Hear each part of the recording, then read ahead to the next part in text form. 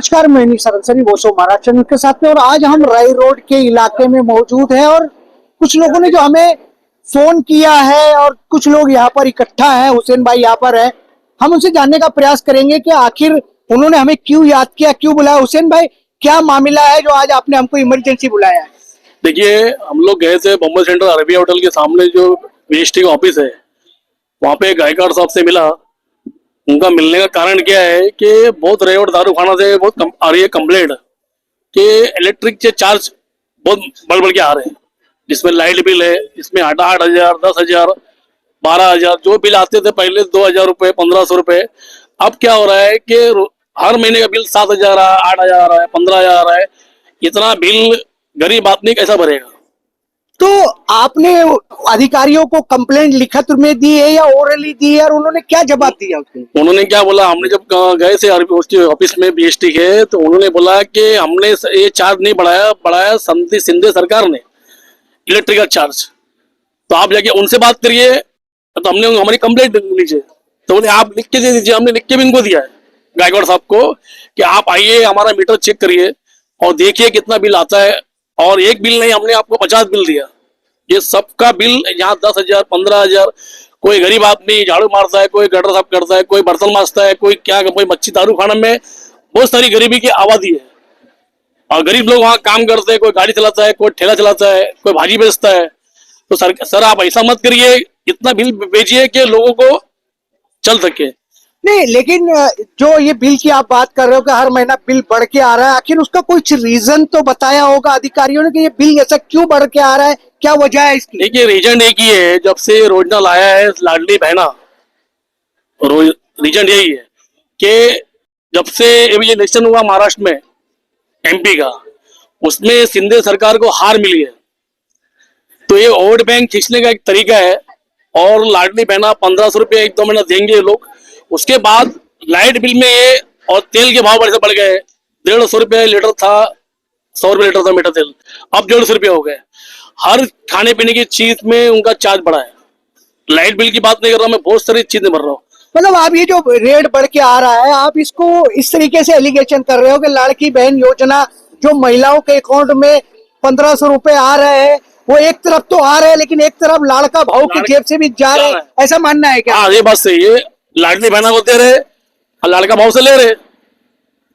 लाडली बहना को आप 1,500 दे रहे हो, लेकिन 8-10,000 रुपये आप लाड़के भाई से ले रहे हो। इस तरीके से हुसैन भाई ने बात की और बड़ा एलिगेशन लगाया महाराष्ट्र की शिंदे सरकार पर के शिंदे सरकार की जो योजना लाड़की बहन आई, और कहीं ना कहीं लाड़की बहन तो खुशहाल हो गई, लेकिन लाड़के भाव का हाल जो है वो बुरा होता चला जा रहा है। युवा मेरे साथ में है, क्या आपकी भी सेम समस्या है ये? सेम। अगर बाटले पे अगर आप 200-300 रुपया कम करते हो तो कांदा 60 रुपया किलो, लहसुन 100-120 रुपया किलो, ये स्कीम ही है। अभी देखा जाए तो मतलब ये स्कीम चला दी है। मतलब एक तरफ से लोग ने दे रहे दिख रहा है, लेकिन इधर से क्या कर रहे हैं, मीटर पे मतलब किसी को 5,000 बढ़ा के दे रहे हैं, जिसका 3,000 आ रहा था उसको 10,000 आ रहा है। तो ये क्या करेंगे, गरीब आवाम कहाँ जाएगी? चलो कोई मतलब एक बिजनेसमैन एक इंडस्ट्री ले रहा तो ऊपर नीचे होता समझ में आता। आप किसकी तनख्वाह 12,000 रुपया है, वो कहाँ से 7,000 बढ़ेगा? वो घर चलाएगा कि ये सब करते बैठेगा? मतलब तो यहाँ मतलब आदमी, गरीब आदमी को प्रॉब्लम फेस करना पड़ता है। ये सब स्कीम्स आती है तो कहीं ना कहीं सरकार अपना खींच लेती है। अभी मैं मोटा मोटा एक मिसाल दूं, मैं आज से 6 महीना पहले एक चावल खरीद रहा था 32 रुपए का। अब वही चावल मतलब 6 महीने के अंदर झटके में 42 रुपए का हो गया। तो ये सब रहता है। मतलब पब्लिक को, आवाम को मालूम नहीं जनता को कैसा लूट रही है, पॉलिटिशियन जो है कैसा आवाम को लूट रही है। तो अपने को हर चीज पे अवेयरनेस होना चाहिए। आज से अगर देखा जाए 15 साल 20 साल पहले अगर ज्यादा से भी महंगाई पड़ती थी तो पब्लिक को मतलब पब्लिक रोडों पे आ जाती थी, आंदोलन करती थी, फाइट करती थी अपने हक के लिए। बट आज की मतलब जनरेशन को क्या हो गया है, कुछ कोई बाहर निकलता ही नहीं है। बस झेले जा रहे प्रेशर झेले जा रहे। ऐसा होएगा तो मतलब ये देश बर्बादी के कगार पे पहुंच गया ऑलमोस्ट। और जब से सरकार आई है तो महंगाई मतलब आसमान चरम सीमा पे अपनी। नहीं, ऐसा नहीं लग रहा कि जिस तरीके से आप बातें कर रहे हो, किसी विरोधी पक्ष के नेता ने आपको कहीं ना कहीं सरकार को बदनाम करने की सुपारी दे दी है? ऐसा क्यों? मैं एक नॉर्मल आदमी हूँ, मैं खड़ा था, लेकिन मेरे को मालूम है, देखो मैं हर चीज को मतलब 5 साल से मैं एब्जॉर्ब करते और महंगाई कैसा बढ़ती है। एक तरफ से लोग ये करते मतलब कम करते और दिखाते हम लोग ने ये काम किया, और दूसरी तरफ से महंगाई बढ़ा देते। ये आपको भी मालूम, हम सबको मालूम है। बाकी पॉलिटिशियन, इंडियन पॉलिटिशियन बहुत बेकार चीज है, ये मेरा मानना है। जिस तरीके से एक युवा बात कर रहा था, महंगाई की मार से त्रस्त हुआ दिखाई दे रहा था। चाचा यहाँ पर है। चाचा, आप कितने सालों से यहाँ पर रहते हो? करीब करीब 45 ईयर से मैं यहाँ रहता हूँ। तो ये 45 इयर्स में पहली बार ऐसी महंगाई दिखाई दे रही है? इससे पहले भी ऐसा था? नहीं, 2014 से जब से ये बीजेपी कांग्रेस आई है, जब से ये हालत हुई है। कभी गैस पे, कभी पेट्रोल पे, कभी डीजल पे, कभी खाद्य पदार्थ पे, कभी जो है मतलब हर सामान में, चावल हो, गेहूं हो, हर चीज में महंगाई कर दिया है। तो क्या लगता है, अभी तो विधानसभा का इलेक्शन आ रहा है, तो क्या लगता है कि अब क्या होना चाहिए? सरकार रहनी चाहिए या जानी चाहिए? नहीं, सरकार तो बीजेपी किसी कीमत पे नहीं आना चाहिए, लेकिन ये लोग जो है पैसा बांट करके, किसी को धमकी दे करके ये लोग वोट लेते हैं।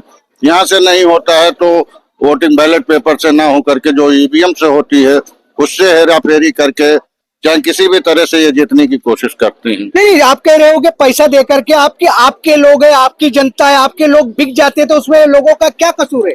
कसूर ये है कि भाई जिसके पास अभी आज खाने का नहीं है, अब उसको 500 रुपया मिल रही है तो जेब में रख लेता है, और किसी किसी को 10-10 हजार रुपए मिल जाते हैं तो 10 आदमी को वोट दिखाना ही पड़ता है उसको। गरीब मजदूर बेचारा बेकार मतलब मजबूर होता है, इसके लिए वोट देता ही है। अगर वोट नहीं भी दिया तो ईवीएम से घपला करके कैसा भी करके वो वोट लेते ही है। जिस तरीके से चाचा बात कर रहे थे, उम्र दराज थे, लेकिन सवाल इस बात का है कि आज की जो युवा पीढ़ी है, देश का भविष्य है, वो भी यहाँ पर बड़ी संख्या में मौजूद है। मैं आपसे जानना चाह रहा हूँ कि सरकार तो चली रही है, महंगाई तो हो ही रही है, लेकिन सैलरी भी तो उसके साथ साथ बढ़ी रही है ना? आज देखा जाए तो कुछ सैलरी वगैरह नहीं बढ़ रही है। आज कोई रोजगार नहीं है, कुछ भी नहीं, सिर्फ महंगाई और महंगाई है। लाइट बिल है, स्कूल बच्चों की स्कूल की फीस है। आज परेशानियां सर पे इंसानों की खड़ी है, सरकार को इससे कुछ लेना देना नहीं है। तो क्या आपकी शादी हो चुकी है क्या? नहीं, शादी अभी मेरी नहीं हुई है। तो फिर आपको महंगाई की क्या चिंता? महंगाई की क्यों नहीं चिंता है? अगर आज नहीं इसके ऊपर सवाल उठाया जाएगा तो कब उठाया जाएगा? अगर आज नहीं सवाल उठाया जाएगा तो फिर कब उठाया जाएगा? जब हमारे भी शादी हो जाएगी तो उसके बाद उठाया जाएगा। अभी वक्त है। तो क्या होना चाहिए? अगर महंगाई को कम करने के लिए आप लोग क्या कर सकते हो? महंगाई को कम करने के लिए बहुत कुछ कर सकते हैं, सबको एक होके करना पड़ेगा। लाइट बिल हर स्टेट में दिया जा रहा है, 200 यूनिट फ्री दिया जा रहा है, कहीं 100 यूनिट फ्री दी जा रही है, तो महाराष्ट्र में क्यों नहीं है? लाडली योजना जरूरी है क्या? पहले महाराष्ट्र में लाइट बिल का तो करना भी जरूरी है ना। 50 यूनिट 100 यूनिट फ्री दो, बच्चे की स्कूल की फीस पर कम से कम 50% ऑफ करो, थोड़ा बहुत तो कुछ फैसिलिटी दिया जाए ना। जिस तरीके से युवा बात कर रहे थे, सवाल इस बात का है कि हम बड़े गर्व से कहते हैं कि आने वाली जो यंग जनरेशन है, हमारे देश का भविष्य है, हमारे देश का भविष्य तय करने वाली जनरेशन है। लेकिन सवाल इस बात का है कि आज इस देश के अंदर बेरोजगारी की हालत की बात कहिए, महंगाई की हालत की बात कहिए, और उसके साथ साथ नौकरी नहीं है, वो भी एक बड़ा सवाल है। और दूसरी बात, बच्चे ने जो बात की है वो बहुत बड़ी महत्वपूर्ण बात है कि महंगाई कम करने के बहुत सारे रास्ते। भारत के अंदर बहुत सारे स्टेट के अंदर 100-200 यूनिट बिजली फ्री दी जाती है, लेकिन महाराष्ट्र ही एक ऐसा स्टेट है कि यहाँ पे एक चवन्नी के छूट तो दी नहीं जाती है, लेकिन वो 5,000 का बिल होगा तो वो 15,000 का हो सकता है। और जब सरकार के पास ऐसे लोग जाते हैं अपनी कंप्लेंट लेकर के, तो सरकार के अधिकारी ये कहते हैं कि भैया हमसे कुछ मत कहो, ये सरकार ने बढ़ाया, जाके सरकार से बात करो। एक आम आदमी सरकार से कैसे बात कर सकता है? लेकिन आने वाले महीने के अंदर सरकार के बारे में सोचने का भी समय ऐसे लोगों के पास है। युवा ने जो कहा कि हमको अपने भविष्य की चिंता है और हम एकजुट होकर के इस निर्णय को लेंगे, और आने वाला जो समय अगर सरकार ने इस तरीके के समस्याओं पर विचार नहीं किया तो कुछ भी हो सकता है महाराष्ट्र के अंदर। उस पर भी हम चर्चा करते रहेंगे। हुसैन भाई, आप सारे लोगों ने वॉइस ऑफ महाराष्ट्र से अपनी प्रॉब्लम्स को लेकर के हमसे चर्चा की, उसके लिए थैंक्स और धन्यवाद।